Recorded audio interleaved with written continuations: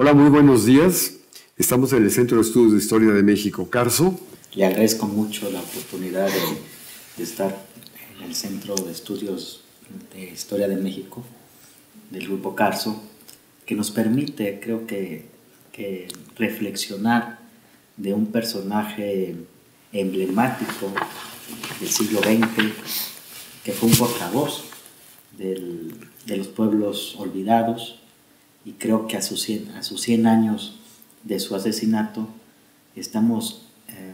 tenemos esa obligación cívica de difundir a las nuevas generaciones. Por eso, doctor, le agradezco de permitirnos estar aquí y presentar esta obra que se llama Ofrenda a la memoria de Emiliano Zapata, que fue una obra difundida por los veteranos zapatistas. Está complementada por 26 testimonios de generales zapatistas sobrevivientes del Ejército Libertador del Sur, pero también de personajes de izquierda. Creo que a los 100 años y reflexionar quién fue Emiliano Zapata. A ver, me gustaría preguntarte, ¿quién era el general Zapata? ¿Quién era? ¿Por qué ascendió a general? ¿Cómo se da a conocer, dijéramos, en la historia de México? Con base a los testimonios zapatistas, con base a lo que mi abuelo me comentaba, mi abuelo fue don Mateo Zapata, el hijo menor del general, y lo que comentaban que fue un hombre de su tiempo, y yo creo que fue un producto de las injusticias que hacían los hacendados en Morelos. Vivió de cerca cómo las haciendas, tanto del hospital y de Coahuistla, cómo se iban arrebatando las tierras de los pueblos, principalmente la de Anenecuilco, su tierra natal del general, cómo querían extenderse para la producción de caña de azúcar. De ver el poderío de las haciendas, las injusticias, produjo ese coraje de defender a su gente. A partir de 1909, Emiliano Zapata hace trabajos de litigio con abogados para defender con la ley en la mano el arrebato de los hacendados. ¿Él tenía estudios? Tenía estudios básicos. Es más, cuando lo eligen presidente de la defensa de las tierras de Anenecuilco, los ancianos le dan un legajo de los litigios de hace muchos años. ¿Él hablaba náhuatl? Le enseñaron en el transcurso de su preparación y durante la Revolución. Se preparó para interpretar la documentación de sus antepasados y que era la memoria viva de su pueblo. Él tuvo la claridad, y no quiero equivocarme, que Emiliano Zapata tuvo una claridad social y por ende le impregnó a la revolución política encabezada por Madero ese contenido de justicia. Cuando hablas de que Anenecuilco particularmente fue como absorbido, por decirlo de alguna manera, por el hacendado continuaba la extensión de tierras y a estos pueblos los asimilaba, los encerraba dentro de los terrenos de la hacienda, ¿o cómo era? No, les arrebataba sus terrenos. Sí, ¿y la población? Y la población se tenía que acatar. Salió. Y sí, el ganado de Anenecuilco o de los campesinos se trasladaban a la propiedad del hacendado, el ganado ya era del hacendado. Yo creo que el producto de las injusticias que produjo los hacendados, principalmente de Morelos, produjo esta revolución, que fue una de las revoluciones campesinas del siglo XX, ¿no? Sí, pero él venía a la Ciudad de México, él estaba en constante actividad, dijéramos, no se quedó guardado allá con su grupo, sino que tenía movilidad para venir a la Ciudad de México. Exacto. Sí. ¿Qué amistad tenía con Madero? Con Madero prácticamente lo que le influyó mucho es el Plan de San Luis, el artículo 3º, que cita que a la triunfo de la revolución del famoso 20 de noviembre de 1910 se hacían el reparto de tierras, ¿no?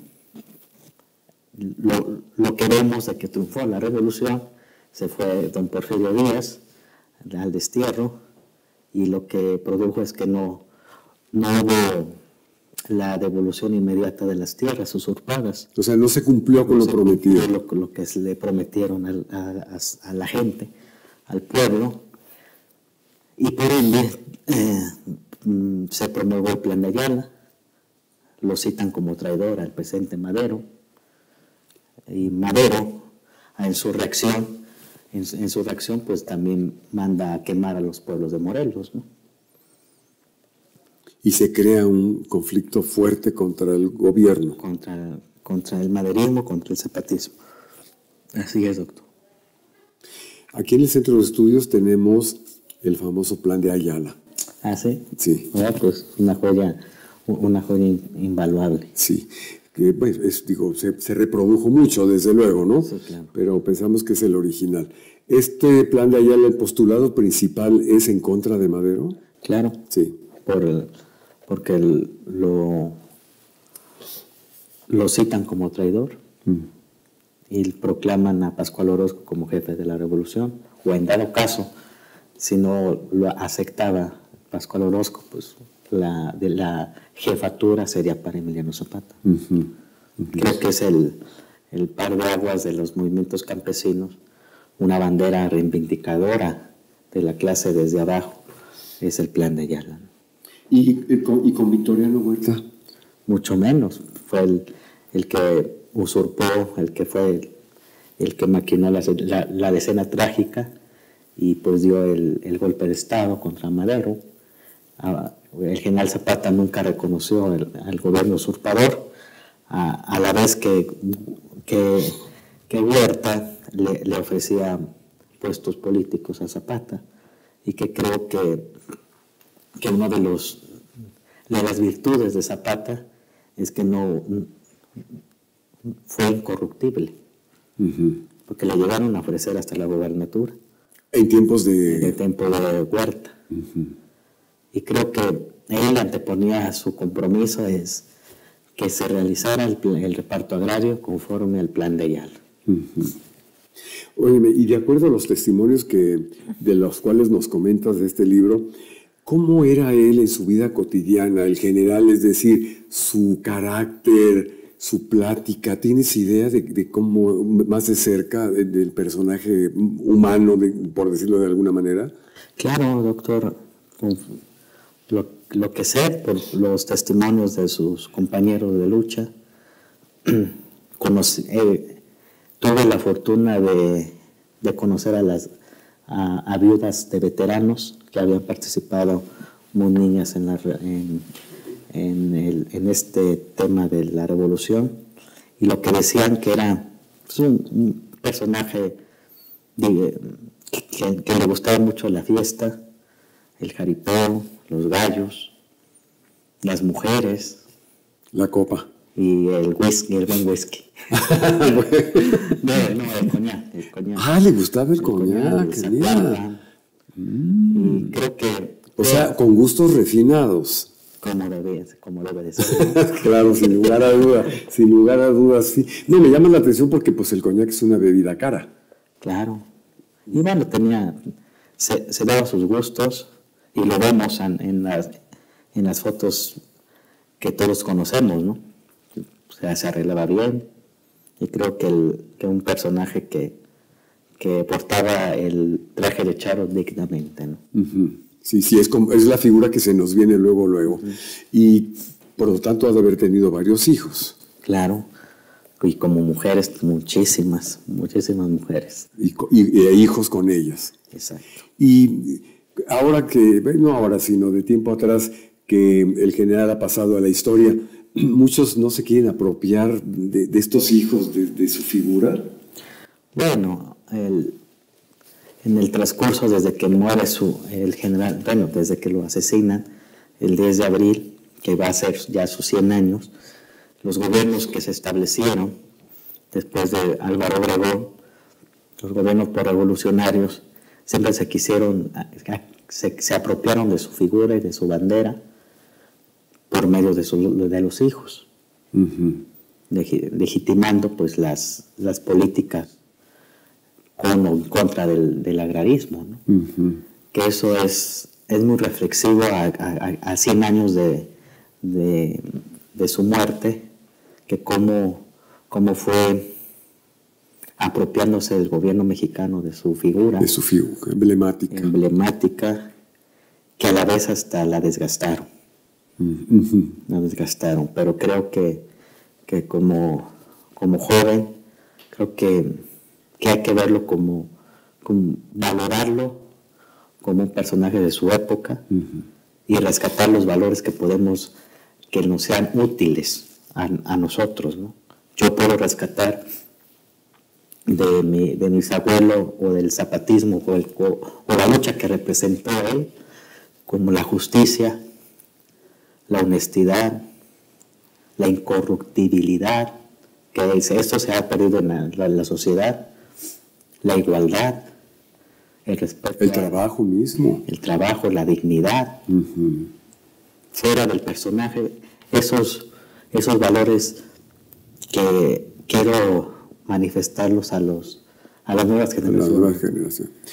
¿Quién lo asesina? No asesina, Venustiano Carranza. ¿Es el que da la orden? Da la orden. Produciendo una carta tan emblemática que mandó el general Zapata a Carranza, sin mal no recuerdo las palabras, diciendo que él no reconocía al presidente de la República, que no tenía una bandera legítima.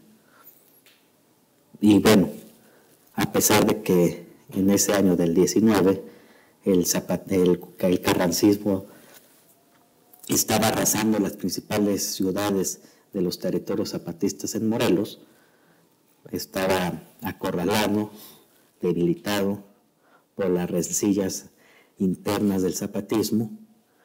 Eso produjo que los zapatistas, junto con el general Zapata, tejieran alianzas con grupos desertores.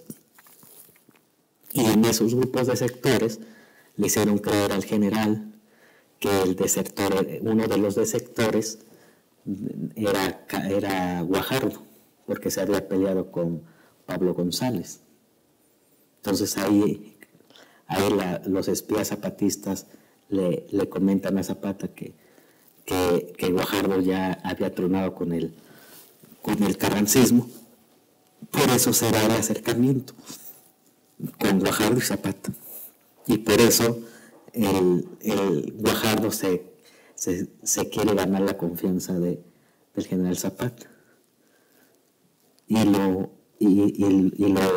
culminante pues fue el asesinato ocurrido en la siguiente. Entonces fueron órdenes del presidente. Y el traidor con el general Pablo González y el ejecutor, pues, el coronel Guajardo.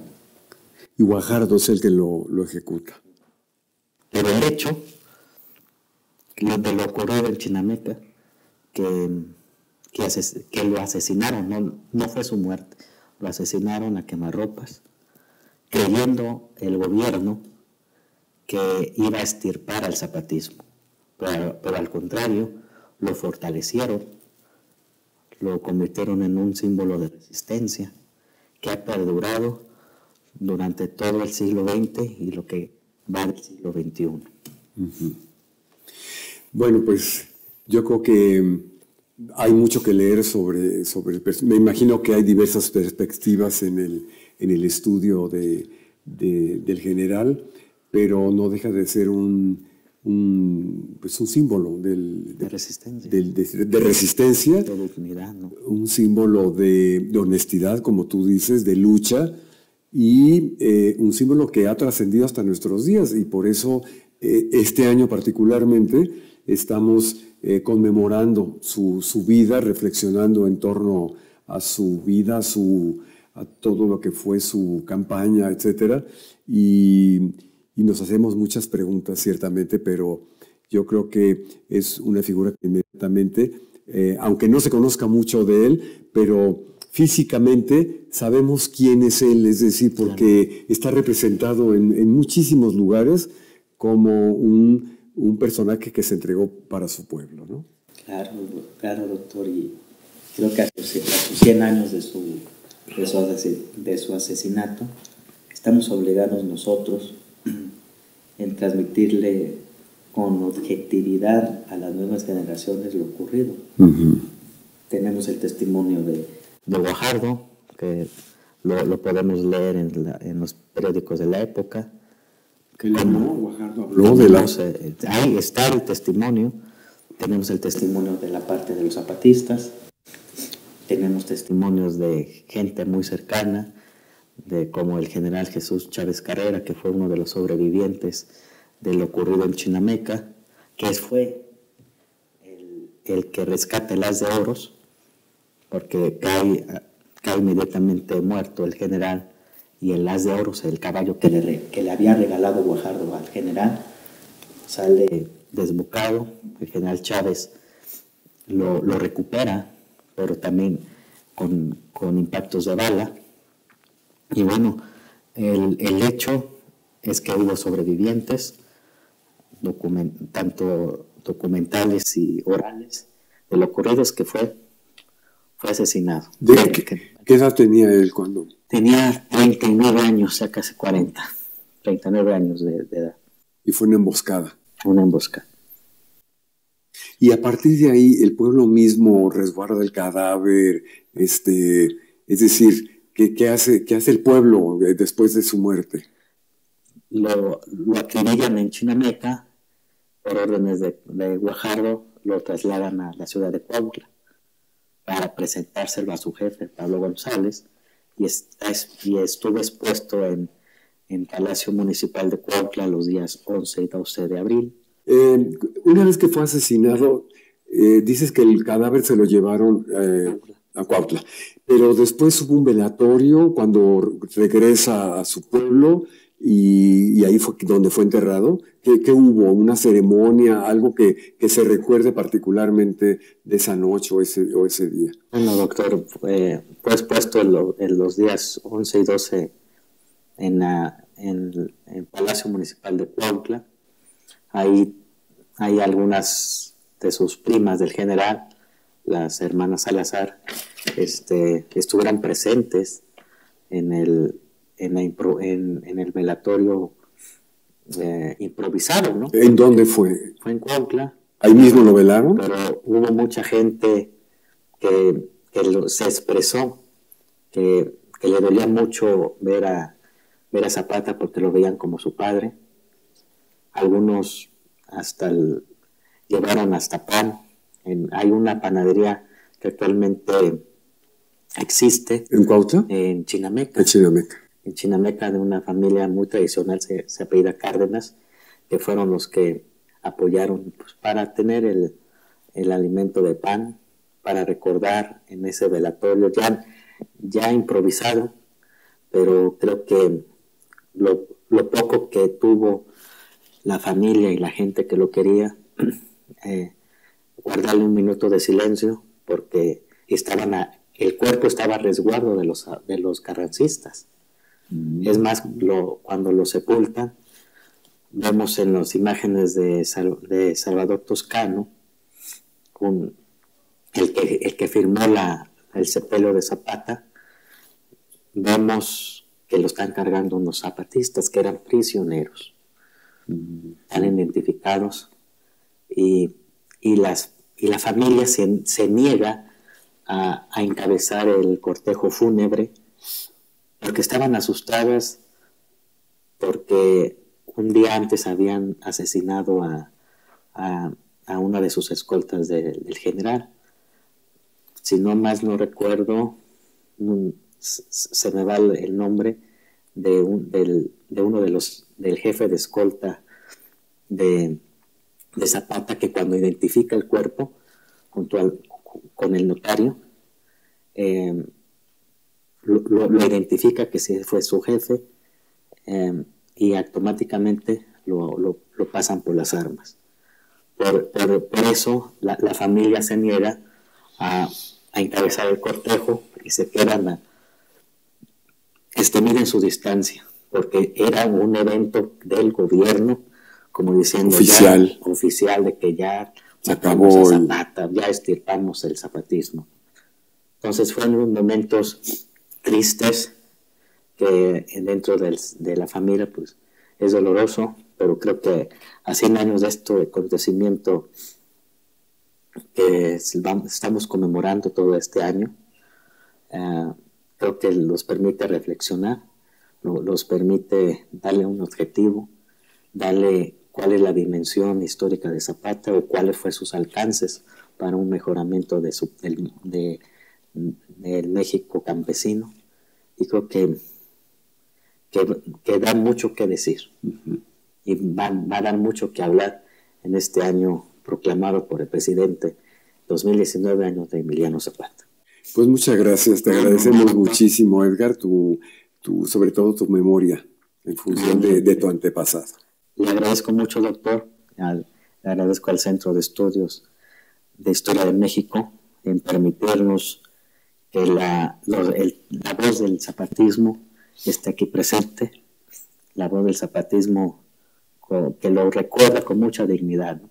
Sin duda alguna. Sin duda alguna. Sin duda alguna. Pues muchas gracias, Edgar, y bienvenido aquí al Centro de Estudios. Muchas gracias.